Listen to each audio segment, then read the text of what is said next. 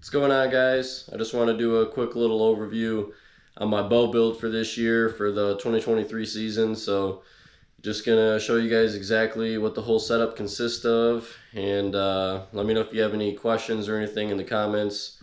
Hope you guys enjoy it. We're gonna level this thing out and then probably gonna put the rest on first. Alright, so yeah, any bow manufacturer that has like the integrate system has a little rail on the back here. Makes it a lot nicer just for a few reasons. My biggest couple of reasons are that essentially it just makes your whole setup just a lot slimmer. Like you don't have a big rest like sticking out here on the side. A little bit more balanced, so it just feels a little bit sleeker, a little bit nicer.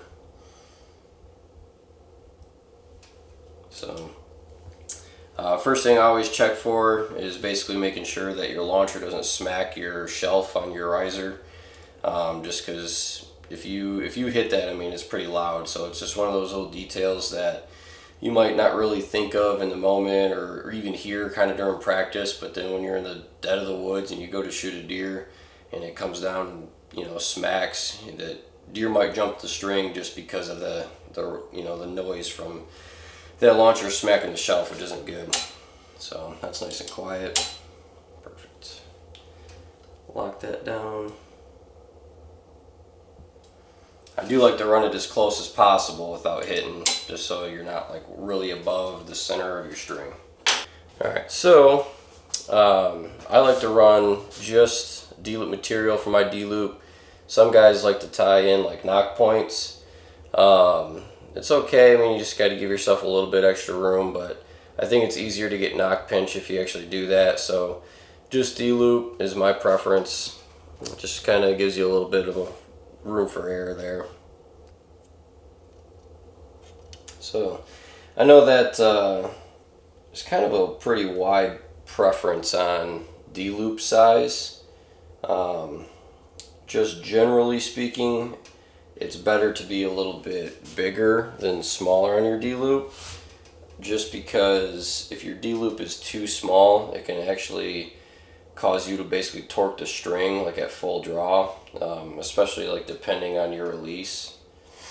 So if you give yourself just a little bit of room for error, just rather be longer than short, then you're less likely to have inconsistency, especially like longer ranges. Like it might not show up at 30 yards, but if you get out 50, 60, 80, somewhere in there, you can start to see the difference in those little details. Always double check everything, really triple check everything. Push that up just a touch.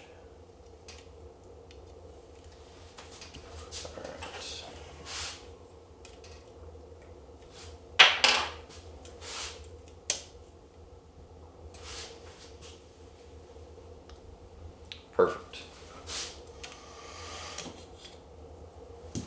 Alright. Tighten this down.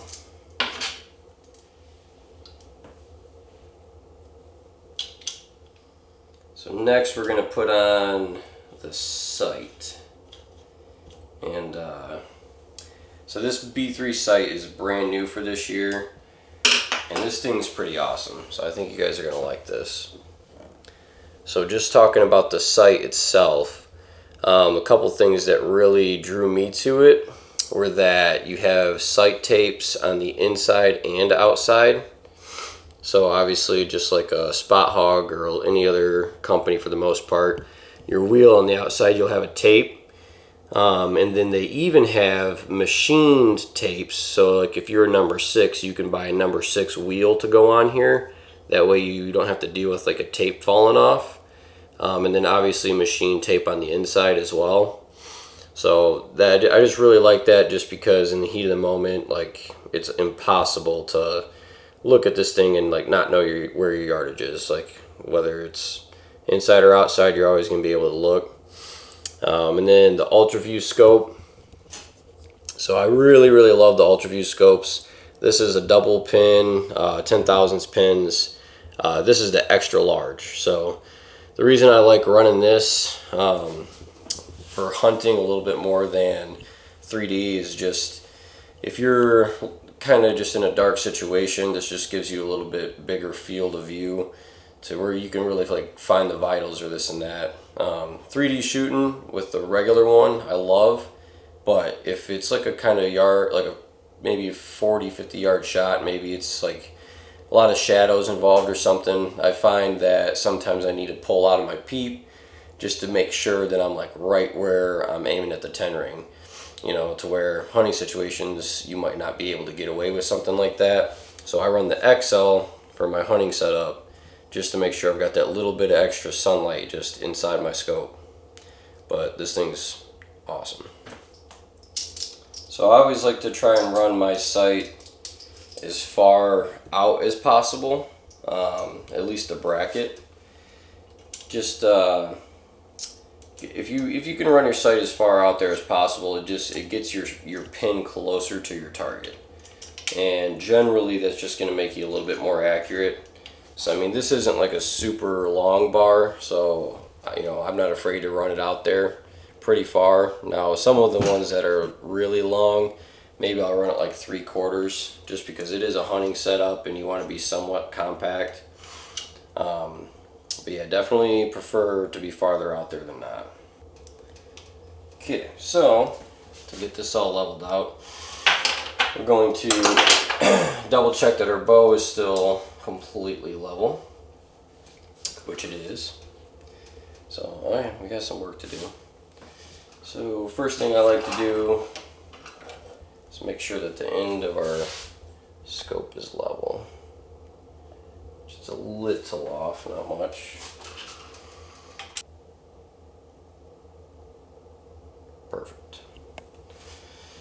Okay, so this is, now we're going to go with our second level here. So next we're basically adjusting the way the sight is leaning. Make sure I got the right, oh good guess here on the Allen wrench. So there's a couple of adjustment screws right here.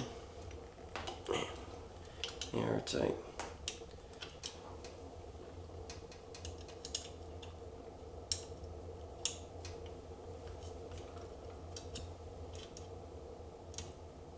Alright.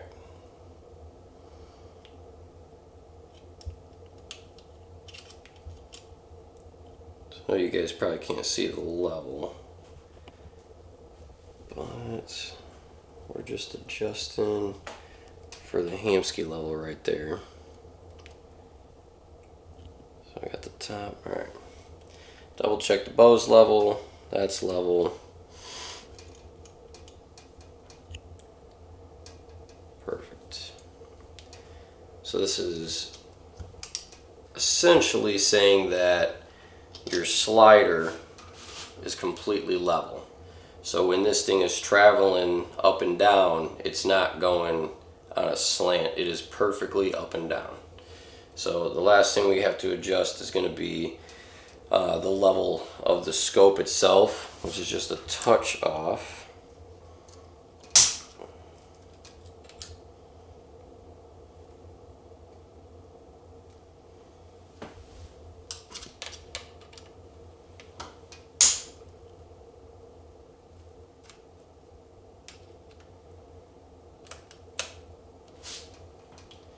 Double check the bow's good. We're going to bring this thing level. This one can be a touch tricky because it's obviously a little sensitive. Perfect. Tighten everything down, double check it all.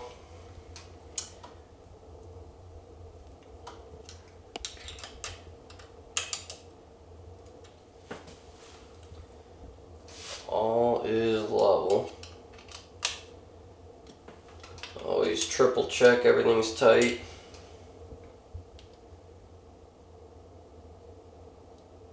Perfect. So everything's now level.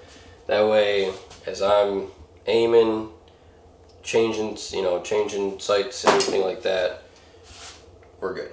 So last we'll have to check the third axis, but we'll do that in a little bit. So if you guys don't know what the painted arrow mounts are, about to make your entire week, because these things are phenomenal.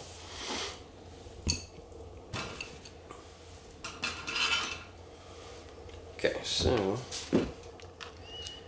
essentially your phone just slaps right on here. This is a big old magnet, and once I get on here, I'll show you all how it works. And your stabilizer can just slide right in here, nice and easy.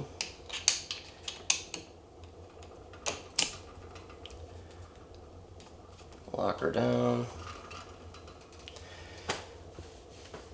and then so I took my case off, but you basically just have a little metal sheet that glues right on the back of your phone, and then it just boom connects just like that.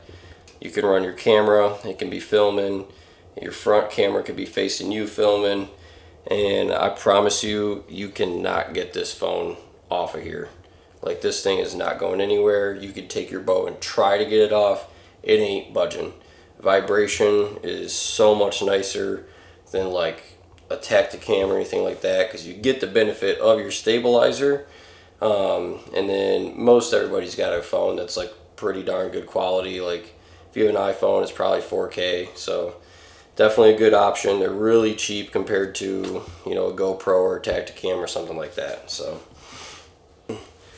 these little Peep Sights, basically the string gets woven around to the back, and a good way to think about them is that essentially it's trying to take both strings and pull them apart, and the string is trying to come together, and essentially that pressure just straightens anything out. So if you have a bad set of factory strings and a year in or so you get some pretty bad string stretch, you might pull it back and it might be crooked, and you can literally watch this thing just work itself out and rotate straight. So they are just super forgiving, low maintenance, you don't have to worry about serving, anything like that. So they are phenomenal. Another great thing about these Peep Sights is that they can't really move on you like up and down to where a traditional Peep Sight, if you really wanted to, I mean, you can just press on it, and even if it's tied in directly or anything, you can get that thing to move. So you don't really have to worry about this thing getting, you know, moved around on you in your case or your truck, or if you're throwing it on your backpack and in rough terrain or anything like that. It ain't moving. It ain't going anywhere. It can be a little tricky to get set up at first. I kind of like to get in a little sweet spot, but that's no big deal because that's part of tuning anyway. But once you get it set, it's bulletproof. Absolutely bulletproof.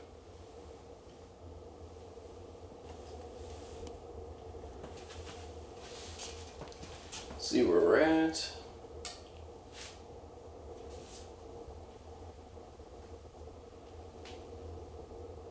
Perfect.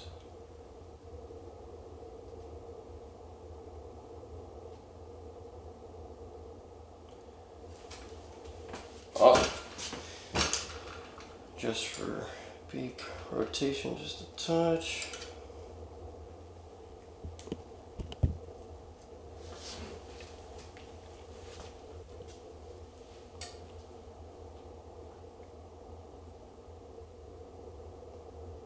Great.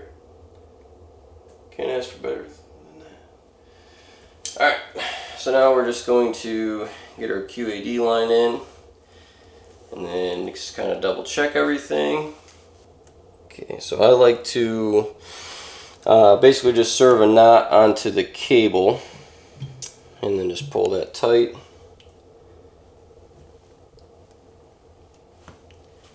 And have the QAD line going right through the middle of your cable. I think that's the most efficient way,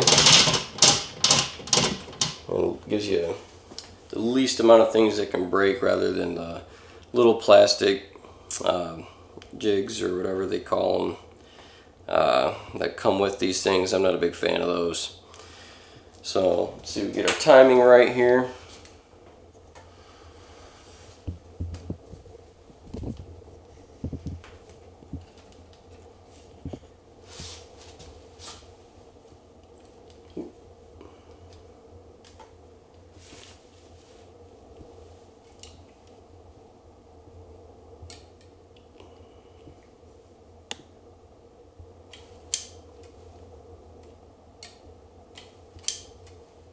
Back a few times, and then simply I just cut and burn this line.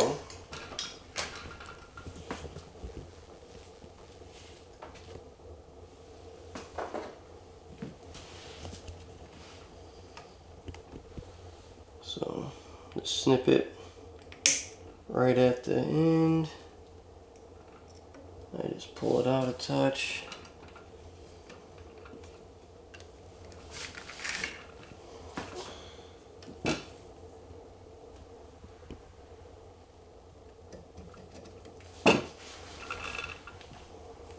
Fluff it up nice.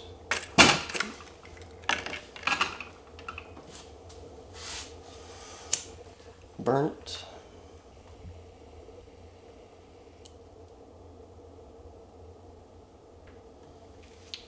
Let that cool off for a second and then double check it.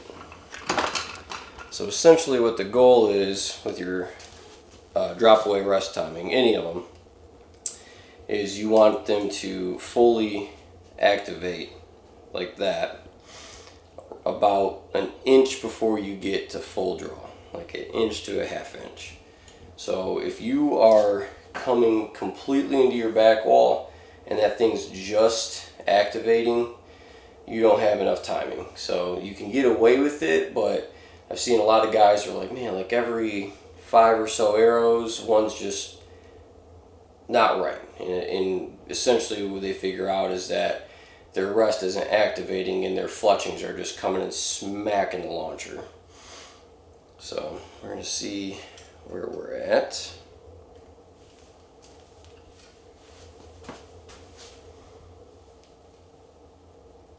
Activate, full draw. Perfect.